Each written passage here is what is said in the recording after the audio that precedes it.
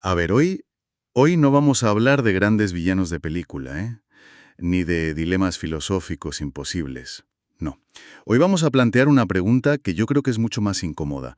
Las pequeñas decisiones que tomamos cada día, como, no sé, bajarnos una película o colarnos en una fila, nos están convirtiendo sin darnos cuenta en los arquitectos de una sociedad en la que en realidad no queremos vivir. Es que es la gran pregunta, porque de repente nos saca de ese terreno tan cómodo, ¿no? De los buenos y los malos y nos pone frente al espejo. Exacto. Para explorarla, hoy analizamos un texto que nos obliga a desmontar lo que creemos saber sobre la ética. Nuestra misión es sencilla, ir más allá de las palabras bueno y malo para entender la mecánica que hay detrás de nuestras decisiones. Y todo parte de una cita del autor Robert Henry Scruer, que es, vamos, el motor de todo el análisis. Lo difícil no es hacer lo correcto, es saber qué es lo correcto. Es una frase que desarma, totalmente. Porque sugiere que el mayor desafío ético no es una batalla de fuerza de voluntad, sino un ejercicio de claridad. No se trata de ser fuerte, sino de entender. Pues vamos a intentar entenderlo. El texto nos lanza directamente a la piscina con una pregunta del filósofo brasileño Mário Sérgio Cortella. Es algo que, bueno, que todos hemos dicho o pensado alguna vez. ¿Podemos afirmar que alguien no tiene ética? Pensemos en un político corrupto, una empresa que contamina sin escrúpulos. La reacción natural es decir, no tienen ética. Y según el enfoque que presenta la fuente, esa reacción, aunque es súper comprensible, es incorrecta. La respuesta corta y contundente hacia alguien puede no tener ética es no. Espera. Eso me choca. Decir que un defraudador fiscal o alguien que miente para conseguir un trabajo tiene ética suena casi a una justificación.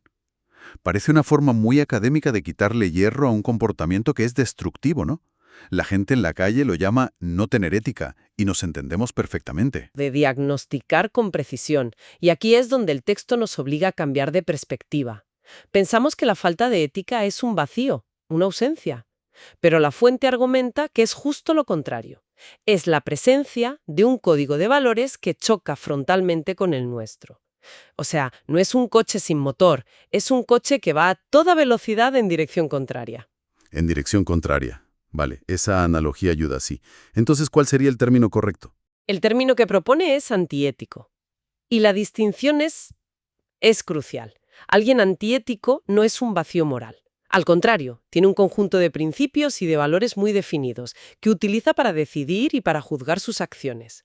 El problema es que esos principios son antagónicos a los de la ética que un grupo más amplio comparte para poder convivir. Un delincuente. Es perfectamente posible que un ladrón de bancos tenga una ética muy estricta, lealtad a su banda, no delatar a un compañero, un reparto justo del botín. Tiene una estructura de valores, tiene un código. Lo que pasa es que esa ética es contraria a la de la sociedad. Por eso es antiética. O pensemos en una empresa cuya única ética es el máximo beneficio a cualquier coste. Es un código, uno muy claro, pero es antiético respecto a las normas sociales sobre derechos laborales o medio ambiente. Vale, lo sigo. El problema no es la ausencia de un código, sino el tipo de código. Pero esto me lleva a la siguiente pregunta lógica. Si ser antiético es tener un código rival, ¿es posible no tener ningún código?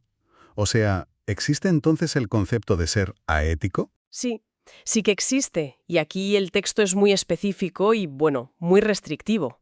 Una persona aética es aquella que, por su condición, no tiene la capacidad de realizar ese juicio. No puede aplicar ese discernimiento del que hablaba la cita inicial de Schröder. No puede decidir, evaluar o juzgar sus actos en un marco de valores. ¿Y de quiénes estaríamos hablando, por ejemplo? Pues la fuente da ejemplos muy claros y muy limitados. Un bebé o un niño muy pequeño, que todavía no ha desarrollado la capacidad de juicio moral. O una persona con ciertas condiciones neurológicas o discapacidades graves que le impiden ese tipo de razonamiento. Son los únicos casos en los que podríamos hablar de una ausencia real de la dimensión ética. Para todos los demás, que podemos reflexionar sobre nuestros actos, la conclusión es que o somos éticos o somos antiéticos. No hay un espacio neutro. Esta distinción es potente. Nos obliga a mirar a los demás y a nosotros mismos no como personas con más o menos cantidad de ética, sino como personas que operan bajo un código u otro. Pero esto me genera una duda. Si hay tantos códigos posibles, ¿quién decide cuál es la ética correcta o la mayoritaria? Porque eso puede cambiar muchísimo entre culturas o a lo largo del tiempo. ¿No convierte esto la ética en algo peligrosamente relativo? Es una pregunta fundamental, y el texto la aborda de frente. Lo hace al definir la ética no como un mandato divino o una ley universal inmutable, sino como algo mucho más práctico. Es el principal regulador del desarrollo histórico-cultural de la humanidad. Su función es una: hacer posible la convivencia. O sea, que no se trata tanto de que sea correcta en un sentido absoluto, Sí, ¿no? sino de que sea funcional. Funcional para que un grupo de personas pueda vivir junto sin destruirse. Precisamente, la ética surge de la necesidad de coexistir. Si vives completamente solo en una isla desierta, el concepto de ética pierde todo su sentido. ¿Para qué necesitas principios de conducta si no interactúas con nadie? Las reglas del juego solo son necesarias cuando hay más de un jugador. Por eso, la ética es siempre colectiva. Es el acuerdo de un grupo para poder prosperar juntos. Entendido. Y creo que esto nos lleva de forma natural a otra confusión muy común que el texto se esfuerza en aclarar. Una que usamos mal a diario: la diferencia entre ética y moral. Es la segunda gran distinción del análisis. Tendemos a usarlas como sinónimos, pero según la perspectiva que se expone, no lo son. La clave para diferenciarlas es pensar en teoría frente a práctica. En el sistema operativo, frente a la acción que realizas con él. A ver, explícalo con esa analogía, que me ha gustado. La ética sería el sistema operativo, el software. Es el conjunto de principios y valores que orientan la conducta. Pertenece al campo teórico, a la reflexión. Es el qué creo y el por qué lo creo. Son las grandes ideas que guían a un grupo: la honestidad, el respeto, la solidaridad, la justicia. ¿Y la moral entonces sería? La moral es el output, la acción concreta que ejecutas usando ese sistema operativo. Es la práctica, el ejercicio de esa conducta en el día a día. Es el qué hago. La moral es la ética puesta en acción en una situación específica. Ah, creo que ahora lo entiendo mucho mejor. A ver si lo he captado bien. Mi ética es el principio. Creo firmemente en la honestidad. Mi moral es la acción de devolver una cartera que me encuentro en la calle, aunque nadie me esté viendo. La acción, moral, se basa en el principio, ética. Has dado en el clavo. Exacto. Y esta distinción nos ayuda a usar el lenguaje con más precisión. Un acto, como robar, es inmoral porque va en contra de la ética establecida por la sociedad, el principio de respetar la propiedad ajena. Pero, volviendo al punto de antes, no diríamos que el ladrón es aético, a menos que no pueda juzgar sus actos, sino que es antiético, porque actúa movido por un principio contrario, como, no sé, mi necesidad está por encima de la propiedad de otros. Esta claridad es muy útil. Separa el ser del hacer.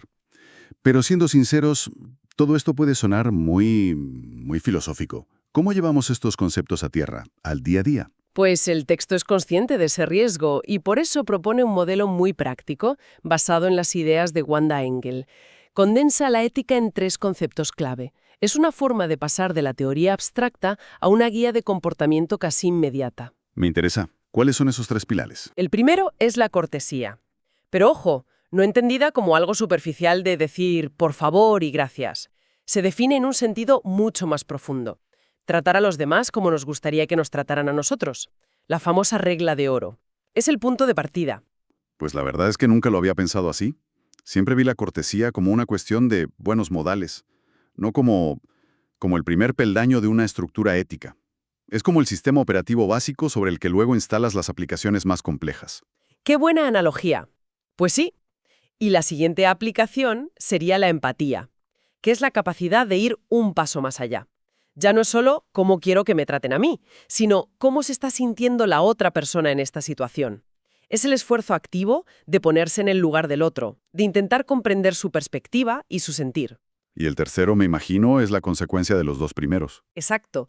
La solidaridad. Es la empatía puesta en acción. No me limito a ponerme en tu lugar y sentir tu necesidad, sino que actúo para ayudarte. Es el componente activo y visible de la ética. Si la cortesía es el respeto básico y la empatía es la comprensión, la solidaridad es el compromiso. Cortesía, empatía y solidaridad. La verdad es que es un marco muy claro. Y nos lleva directamente a la parte final del texto, que es donde todo esto aterriza, y en mi opinión, donde más nos interpela. porque es muy fácil estar todos de acuerdo en los grandes principios. Nadie va a defender en público que matar o robar está bien. Esos son los cimientos civilizatorios, como los llama La Fuente, los mínimos no negociables. Pero el verdadero desafío ético de nuestro tiempo, el que conecta con la cita del principio sobre saber qué es lo correcto, no suele estar en esos absolutos, suele estar en las miles de zonas grises de nuestro comportamiento diario. Ahí es donde duele. Y el texto nos pone ejemplos muy concretos. ¿Qué pasa cuando alguien descarga música o una serie de Internet sin pagar? ¿O cuando usa un carnet de estudiante falso para conseguir un descuento? Son actos que hemos normalizado. Totalmente. La justificación suele ser que son delitos sin víctima. No es como robarle la cartera a alguien directamente. El músico famoso o el gran estudio de cine no parecen sufrir un daño inmediato y visible. La tentación de pensar no hago daño a nadie es enorme. Confieso que en mi época de estudiante lo hice 1000 veces sin pensarlo. La justificación era siempre esa. Las grandes empresas ya ganan bastante o todo el mundo lo hace. Pero el texto nos obliga a ir más allá de esa justificación tan superficial. Lanza dos preguntas. La primera es, ¿qué mal provocan realmente estos actos? Y la respuesta no es tan simple como ninguno. Afecta a toda una cadena, a los técnicos de sonido, a los guionistas, a los diseñadores gráficos, a miles de personas cuyo trabajo creativo se devalúa. Se socava la idea de que el trabajo debe ser remunerado. Es un daño difuso, sí, pero real. Pero seamos sinceros, ese argumento a menudo no es suficiente para cambiar el comportamiento de la gente. La conexión es demasiado lejana. Sin embargo, la segunda pregunta que plantea el texto es, para mí, mucho más potente y difícil de ignorar. Estoy de acuerdo, porque no se centra en el efecto externo, sino en el interno y el colectivo. La pregunta es, ¿qué efecto tienen estos actos en la persona que los comete y en la sociedad que, con esas pequeñas acciones, está ayudando a construir? Y aquí es donde todo lo que hemos hablado conecta. Si mi ética, mis principios teóricos, me dicen que la honestidad y el respeto por el trabajo ajeno son valores importantes, pero mi moral, mi práctica diaria, incluye estas pequeñas transgresiones, ¿qué estoy haciendo realmente? Estás creando una disonancia, una fractura en tu propia coherencia. Y a nivel colectivo, estás poniendo un ladrillo más en la construcción de una sociedad donde las reglas solo se aplican cuando son convenientes o cuando hay un riesgo alto de que te pillen. Estás normalizando la idea de que la picaresca es más inteligente que la integridad. Cada pequeña decisión, cada no pasa nada, es un voto a favor de ese tipo de sociedad. Entonces, después de este análisis, la gran idea que me llevó es que la ética no es un código de bueno o malo grabado en piedra. Es el conjunto de acuerdos que nos damos como grupo para poder convivir. Y la moral es el test diario de si estamos cumpliendo esos acuerdos o no. Y hemos desmontado un par de mitos por el camino, que, según esta fuente, nadie carece de ética, sino que puede tener una ética contraria a la del grupo, y que la distinción entre el pensar, la ética, y el hacer, la moral, es fundamental para analizarnos a nosotros mismos y a los demás con mayor claridad. El texto nos deja con esa reflexión final que resuena mucho más allá de la filosofía. Nos lleva directamente a nuestra próxima declaración de la renta, a la próxima vez que veamos un sitio para aparcar en zona de discapacitados, a la próxima oportunidad de saltarnos una norma porque nadie se va a dar cuenta. Exactamente. La invitación final no es a juzgar a los demás, sino observarnos a nosotros mismos en esas pequeñas transgresiones que justificamos con un «todo el mundo lo hace» o «no hago daño a nadie». La pregunta que queda en el aire no es simplemente si una acción está bien o mal en abstracto. Es una mucho más profunda, personal y con mayores implicaciones. ¿Y cuál es esa pregunta final? Con cada una de estas pequeñas decisiones, con cada descarga, con cada pequeña mentira para sacar ventaja, con cada norma que decido ignorar, ¿qué tipo de sociedad estoy en la práctica ayudando a construir? Esa es la cuestión para llevarnos y reflexionar.